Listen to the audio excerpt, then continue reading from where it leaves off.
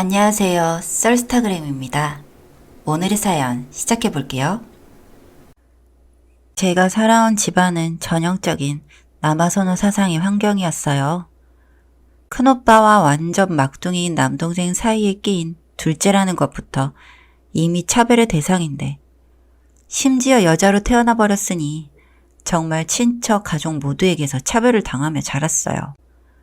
여자애가 하는 등의 말은 일상이었고, 제게 관심도 투자도 없었으면서 바라는 것만 많았죠. 특히 할아버지가 절 가장 괴롭혔어요. 제가 조금이라도 살이 찌면 여자애가 게으르게 퍼질러 놀아 살이 찌는 거라고 온 동네를 몇 바퀴나 뛰게 만들고 밥도 주지 않았어요. 간식도 몰래 이불 밑에 숨기고 오빠와 동생에게만 주었고 용돈 한 번 받아본 적 없죠. 또 공부를 잘해 부모님이 제 자랑을 하시기라도 하면 기집애가 공부해서 뭐하냐고 공장이나 돌려 지 오빠 등록금이나 마련하라는 등 구시대적이고 아주 편안하게 가부장적인 옛날 말을 하셨고요. 부모님은 할머니처럼 대놓고 차별을 하진 않으셨지만 엄마는 그래도 아들이니까, 장남이니까, 그리고 막내니까 핑계로 절 소외시켰고, 아빠도 저를 위하는 척했지만 작은 부분들에서 오빠나 동생을 아낀다는 게 눈에 보였어요.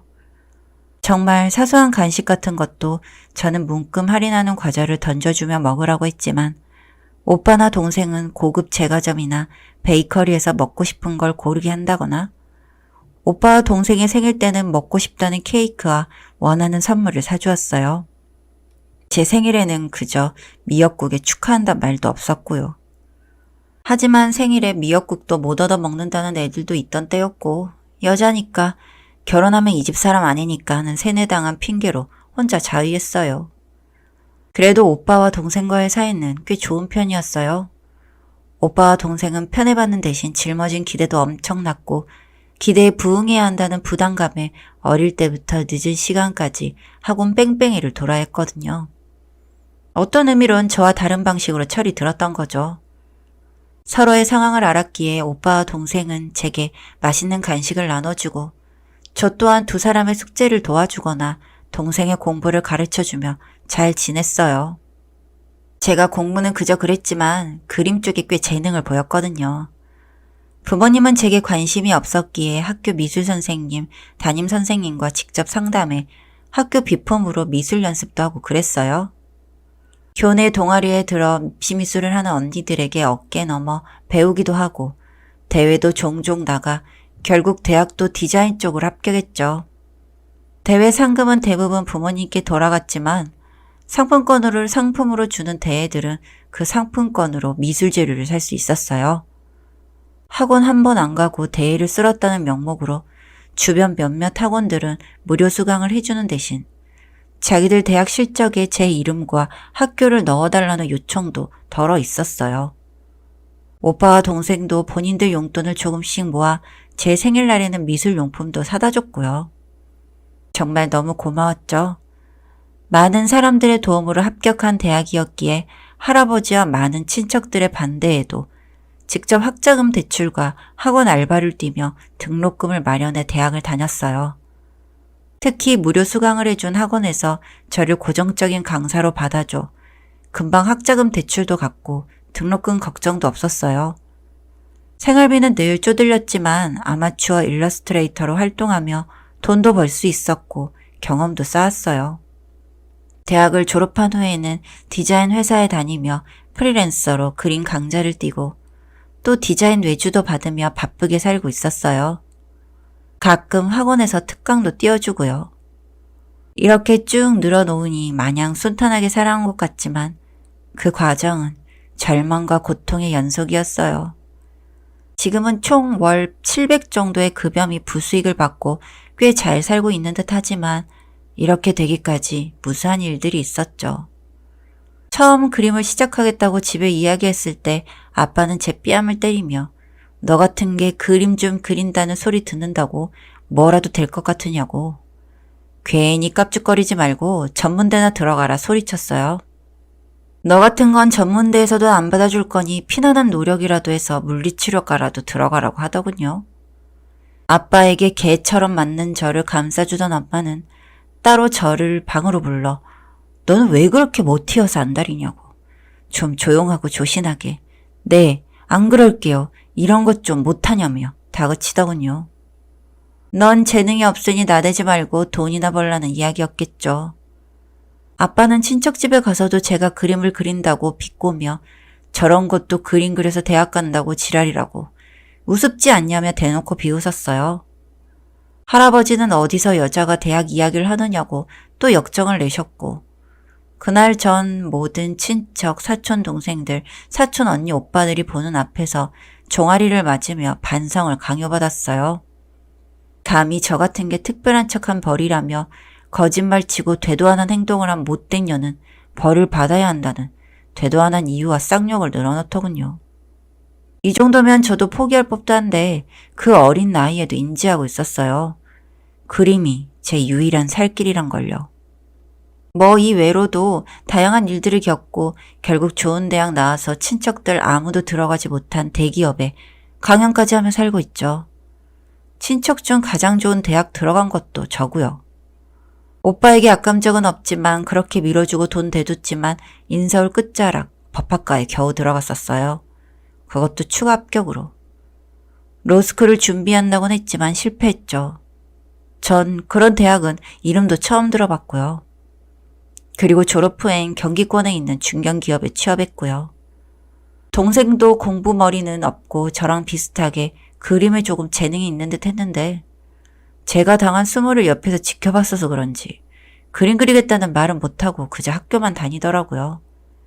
사실 오빠도 지금 다니는 법학과가 아니라 글을 쓰고 싶어 했어요. 오빠는 소설을 썼는데 진짜 글을 잘 쓰던 사람이었거든요. 이렇게 보니 저희 남매는 전부 예체능에 재능이 있었네요. 아무튼 전 취업 후 집에는 거의 발걸음을 끊고 살았어요. 그곳에 가고 싶지도 친척도 부모님도 보고 싶지 않았어요. 제가 돈을 많이 번다 이야기하면 뜯어갈 생각만 할 거고 제 직업과 하는 일을 비난할 게 눈에 훤했어요. 오빠도 대학 졸업 후 따로 살며 집에는 걸음을 안 했죠. 부모님은 오빠가 변호사나 판사를 할 것이라며 친척집에 떵떵거리며 이야기를 했는데 결국 대기업도 아닌 회사에서 일을 하고 있으니 오빠에게 엄청난 면박을 줬죠. 그리고 이번에 부모님이 전화를 하셨어요. 서로 전화 없이 명절이나 특별한 날이면 제가 일방적으로 용돈을 입금하고 아무 말 없이 넘어갔는데 전화가 오더군요. 이번에 친척들이 저와 오빠가 너무 안 와 화가 많이 났다고. 이 집안에 태어나 이런 불효는 용납 못한다며 이번 주말에 할아버지 댁으로 오라 이야기를 하더군요. 저는 그 주에 강연이 있다고 했지만 니깎게 무슨 이라며 혀를 차시길래 그냥 대답을 하지 않았고 아무튼 오라는 말과 함께 전화가 끊겼어요. 저는 곧장 오빠에게 전화를 걸었죠. 오빠와 동생과는 계속 연락을 했었거든요. 오빠도 연락 받았냐 물어보니 오빠는 제게 오라고 하더라. 자기는 이번에도 본인과 제게 평소 같은 면박을 주면 아예 연을 끊어버릴 작정이라 이야기를 했어요. 오빠가 그런 생각을 하는 줄은 몰랐어요. 제가 완전히 발길을 끄는 이후에도 오빠는 종종 친척 모임에 끌려다녔는데 그때 주변에서 엄청나게 소리를 들었었나 봐요. 제가 없는 자리였으니 제 욕은 뭐 도 같았을 거라 예상은 했지만 아예 연을 끊을 작정을 할 만큼 심각했나 봐요. 전 오빠에게 오빠가 그런 생각이면 나도 좋다고. 하지만 그럴 거면 막내도 챙기자고. 오빠가 막내 데리고 살든 우리 셋이 합치든 그렇게 하자 이야기를 했어요. 오빠가 막내를 데리고 살면 어느 정도 금전적인 지원은 제가 도와주겠다 이야기했고요. 오빠는 막내는 본인이 데리고 살겠다고 했고요. 아무래도 같은 남자끼리니 좀 편하고 그런 게 있겠죠. 서로 그런 이야기를 끝내고 주말 저는 오빠의 차를 타고 할아버지 댁으로 갔어요. 이동 중에 부모님과 친척과 연을 끊게 되면 어떻게 할지 구체적으로 이야기를 했고요. 또 동생에게 연락해 우리가 들어오면 구석에서 모든 장면을 녹음해달라 미리 이야기를 했어요. 할아버지 댁에 도착했을 때는 예상했던 대로 그냥 난리였어요. 그 집 문을 열자마자 고모부가 제 머리채를 잡으며 2년 이제서야 기어들어오는 꼬라지를 보라고 술에 취해 벌건 얼굴로 이야기를 했어요. 삼촌은 고모부에게서 절 넘겨봤더니 이 미친년 여기가 어디라고 기어들어오냐 욕을 시작했고요. 예상은 했지만 참 다른 친척 동생들은 방에 박혀 벌벌 떨고 있더군요. 늘 제가 목소리가 컸고 당당하게 하고자 하는 걸 이야기했으니 화살은 제게만 날라왔는데 제가 없을 땐 다른 사촌들도 갈려 나갔겠구나 싶었어요. 어쩐지 제가 다시와 안심하는 듯하는 모습에 정이 털리더군요. 한숨을 쉬고 아빠를 쳐다보니 뭘 꼬라보냐며 제 뺨을 치시더군요. 고모들도 엄마도 숙모도 전부 부엌에서 자기들끼리 이야기만 하고 말리는 사람이 아무도 없었어요. 그때 오빠가 소주병으로 TV를 후려쳐 부수고 닥치라고 소리쳤어요. 그 후로 쌓인 말들을 쏟아부었죠. 당신들이 나한테 내 동생한테 해줄 게 뭐가 있다고 이 지랄 난리들이야. 용돈 한번 제대로 쥐어준 적도 고생한다고 한번 안아준 적도 없는 갓잔치도 하는 것들이 나이 처먹으면 어른이야? 그따위로 늙을 거면 그냥 얼른 뒤져. 지금이라도 안 나대고 뒤지면 장례는 치러줄 테니까. 근데 나도 내 동생들도 이제 더는 못하겠어. 나 이제 이 집안 사람 아니니까 호적에서 파건 말건 알아서 해. 이딴 쓰레기 같은 집안 필요 없고 제발 다 내 인생에서 꺼져줘요. 오빠의 호통 뒤 저는 저를 잡고 벙쪄있는 삼촌을 밀치고 이야기를 했어요. 당신네들이 오늘 나한테 욕하고 때리고 지랄한 거 전부 녹음했으니까 다음엔 경찰서에서 보자고요. 아, 그리고 고모부. 고모부는 저한테 그러시면 안 되지 않나요? 고모부 다니는 회사가 저희 하청인 걸로 아는데 하청에서 하나 날리는 거 일도 아닌 거 알잖아요. 공석에서 보자고요. 저는 떨리는 목소리를 애써 숨기고 아무렇지 않게 이야기했어요. 고모부가 유독 오늘따라 제게 막말을 하고 폭행을 한 것도 저희 회사 측에서 고모부 회사 쪽에 갑질 아닌 갑질을 한 것 때문인 걸 알고 있었어요. 그래서 아무렇지 않게 이야기할 수 있었나 봐요. 오빠와 제가 동생을 챙겨 집 밖으로 나갔고 아무도 저희를 잡지 않았어요. 여기서 저희 잡아봤자 폭행죄만 추가되겠죠 뭐. 오빠 그리고 막내와 함께 제 집으로 들어가 막내에게 오빠와 제 계획을 이야기해 주었어요. 막내의 학교가 가장 큰 문제였는데 본인은 자퇴 후 그림을 배워보고 싶다고 하더군요. 막내의 그림에 관련한 건 제가 지원해 주기로 했고 막내는 저와 오빠의 집을 편하게 오가며 살라고 했어요.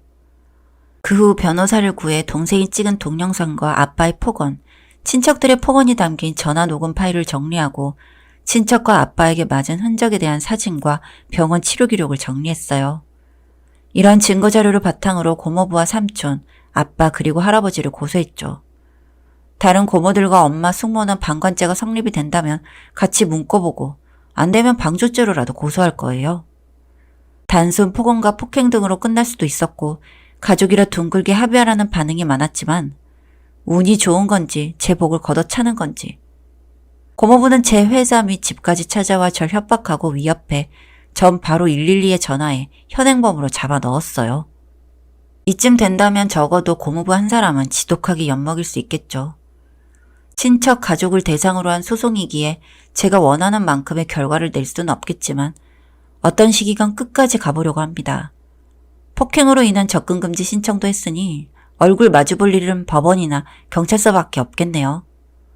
사실 할아버지가 가장 믿고 싫지만 제가 가족들을 대상으로 그 난리를 치는 모습을 보고 바로 기절해 쓰러지셨고 오늘 내일 한다는 소리 들으니 통쾌하지도 슬프지도 기쁘지도 않더라고요. 그냥 그저 그 정도밖에 안 되는 사람 때문에 내가 그리도 힘들었구나 싶었어요. 단 한 번도 가족이라 생각한 적 없으니 죽어도 장례식장에 가지 않을 거예요. 눈물 한 방울 안 나올 것 같아요. 가족이란 이름으로 평생 저를 괴롭힌 사람이니까요. 지긋지긋한 부모님과 친척 얼굴 안 보고 목소리 안 들으니 정말 살 것 같아요. 지금은 오빠 친구를 소개받아 연애도 시작했어요. 악착같이 산다고 연애도 못하고 일에 찌든 삶을 살았거든요. 사실 그건 핑계고 친척이나 부모님이나 결혼한 어른들 중 좋은 사람은 보질 못했고 두려움도 있었어요. 하지만 막상 제가 연애를 해보니 꽤 나쁘진 않더라고요. 사랑받는 기분은 처음인데 꽤 행복했어요. 전 앞으로도 제 가족, 오빠와 막내, 그리고 사랑하는 남친에게 사랑받고 사랑하며 제 커리어를 쌓으며 살 거예요. 다시는 누군가에게 휘둘리는 삶을 살진 않을 거예요. 여기까지 썰스타그램이었습니다. 구독과 좋아요 부탁드릴게요.